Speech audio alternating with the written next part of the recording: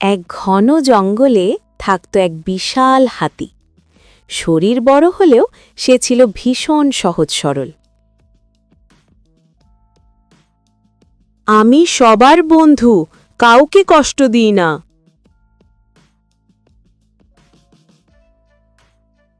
কিন্তু সেই জঙ্গলেই থাকত এক দুষ্ট বানর, যার কাজই ছিল সবাইকে বোকা বানানো।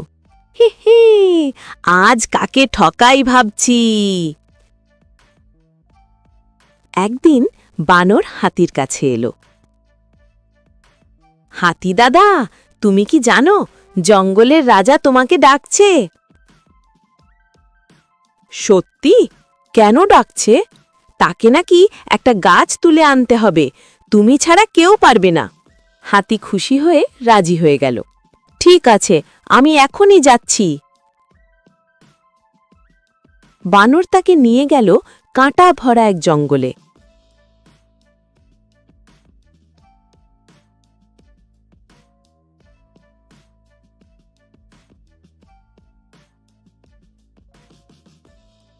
উফ, এখানে তো খুব কাঁটা। হঠাৎ হাতির পায়ে কাঁটা বিঁধল। আহ, খুব ব্যথা লাগছে। এই সময় এক বুদ্ধিমান কচ্ছপ সেখানে এলো। হাতি দাদা, তুমি এখানে কেন? রাজা আমাকে গাছ আনতে বলেছে। কিন্তু রাজা তো কিছুই বলেনি, এটা বানরের চালাকি। হাতি বুঝতে পারল সে বোকা বনে গেছে। আমি আর চুপ থাকব না। হাতি ধীরে ধীরে বানরের দিকে এগোলো। আরে, আমি তো মজা করছিলাম। মজা আর দুষ্টুমি এক নয়।